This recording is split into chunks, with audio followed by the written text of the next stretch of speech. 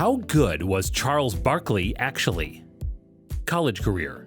Barkley was actually a late bloomer on the basketball court. In his junior year, he only stood 5'10" and didn't even make the varsity team. However, prior to his senior year, he grew to 6'4" and his skills blossomed. And yet, there was still little interest in him from colleges.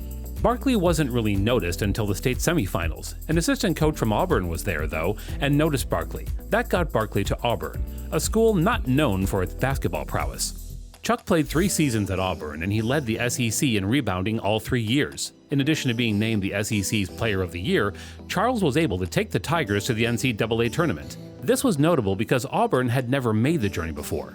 Auburn was upset in the first round, but Barkley had 23 points and 17 rebounds. NBA career. The 1984 NBA draft was stacked. Hakeem Olajuwon went first, Michael Jordan went third, and later in the draft, John Stockton was selected. Going 5th overall to the Philadelphia 76ers? That would be Barkley. Barkley's first 2 seasons in Philadelphia went well, as his rebounding skills translated to the NBA quite well. He averaged over 11 rebounds per game as a rookie and almost 13 in his second season. However, Moses Malone was traded prior to Barkley's 3rd season, allowing him to grow as a player. Chuck averaged 14.6 rebounds per game, surprisingly his only rebound title in his career. He also made his first of many All-Star games. Barkley's numbers were amazing throughout his Sixers tenure. He ended his 76ers career ranked 4th in team history with total points, 14,184, 3rd in scoring average, 23 points per game, 3rd in rebounds, 7,097, 8th in assists, 2,276, and 2nd in field goal percentage, 57.6%. When Philadelphia did put a good supporting cast around him, Barkley had to face Michael Jordan's Chicago Bulls. The 76ers lost twice, both times in the Eastern Conference semifinals. Barkley demanded a trade a season after the second defeat. He first moved to the LA Lakers, but the transaction fell through, and he landed with another Western Conference team. Barkley excelled immediately after arriving in Phoenix. He averaged 26 points, 12 rebounds, and a career-high 5 assists per game, leading the Suns to an NBA-best 62-20 record. Barkley won his only MVP award in this season, but the NBA's ultimate prize was still out of his grasp. Jordan's Bulls got the best of Barkley again, beating the Suns in the finals in 6 games. The familiar theme of Barkley's teams coming up short against other teams with generational superstars continued the next 2 seasons. Hakeem Olajuwon's Houston Rockets beat the Suns twice in the postseason and went on to win the title both times. Never won a championship. Chuck never won a championship in his career. It's not that he had no good teammates. In fact, he played with greats such as Hakeem Olajuwon and Clyde Drexler in the Houston Rockets. But honestly speaking, Chuck's career would have been completely different if he had not played in the Jordan era, because every time the Phoenix Suns faced the Chicago Bulls on the big stage, they would lose. Barkley only made it to the finals once, and when he did, with the Phoenix Suns in 1993, he ran into a lethal Bulls team. The Suns put up a good fight in the series, taking 2 games from Chicago, but the Bulls were at the peak of their powers, and at that point they proved to be too tough to topple for the Suns.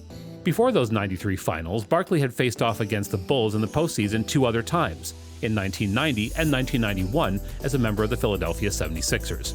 Both times, the Bulls bested the Sixers 4-1 in the Eastern Conference semifinals. Relentlessness. If you've ever played basketball at any level, you've probably been taught that boxing out is the key to rebounding, and that if you get low, you can move anybody regardless of size. Charles's ferocity and dedication to the basics of rebounding made him capable of becoming a superstar despite his small size. He would keep fighting and never give up. He wasn't scared of anyone or anything. One of the single best moments that illustrate this was when he got into a fight with Shaq and took him down. This guy is probably 80 pounds lighter, decently older, and 10 inches shorter, but he manages to take out the Big Diesel, a man known for being the most dominant force ever. A rebound legend. Barkley is the shortest player in NBA history to lead the league in rebounding when he averaged a career high of 14.6 rebounds per game during the 1986-87 season. His tenacious and aggressive form of play built into an undersized frame that fluctuated between 284 pounds, 129 kilograms, and 252 pounds, 114 kilograms, helped cement his legacy as one of the greatest rebounders in NBA history, averaging 11.7 rebounds per game in the regular season for his career and 12.9 rebounds per game in his playoff career, and totaling 12,546 rebounds for his season career. Barkley topped the NBA in offensive rebounding for 3 straight years and was most famous among very few power forwards who could control a defensive rebound, dribble the length of the court, and finish at the rim with a powerful dunk. A heavy dunker. Unlike many 6'4" players in the NBA, Charles Barkley was a nasty dunker.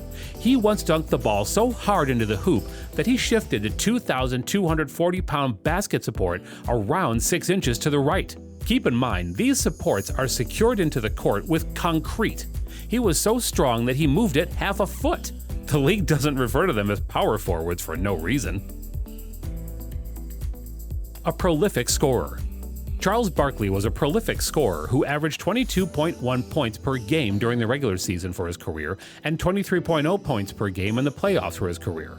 Barkley was an incredibly efficient offensive force, leading the NBA in 2-point field goal percentages every season from the 1986-87 season to the 1990-91 season. He led the league in effective field goal percentage in both the 1986-87 and 1987-88 seasons as well, and also led the league in offensive rating in both the 1988-89 and 1989-90 seasons. He was one of the NBA's most versatile players and accurate scorers capable of scoring from anywhere on the court, and established himself as one of the NBA's premier clutch players. Holds 5 NBA records. During his entire career, Barkley was so good on the court that he holds 5 NBA records. During the regular season, on March 4, 1987 against the New York Knicks, Barkley set the record for most offensive rebounds during a half of basketball with 13. That same game, he tied a record held by Larry Smith of the Golden State Warriors of most offensive rebounds in a quarter with 11. On June 5, 1993, during the playoffs, Barkley broke the record for most free throws made in a half with 19. During the 1986 Eastern Conference semifinals, he set the record for most free throw attempts in a 7-game series with 100. That same series, he also set the record for most turnovers in a 7-game series with 37. Named in 50 greatest NBA players of all time. Despite his on-court demeanor and sometimes reckless behavior, Barkley was named as one of the 50 greatest NBA players in NBA history. He played in the 1992 and 1996 Olympic Games, winning 2 gold medals as a member of the Dream Team. Induction into the Hall of Fame 2 times. Charles Barkley is a 2-time inductee into the Naismith Memorial Basketball Hall of Fame, once in 2006 for his career and once in 2010 as a member of the Dream Team.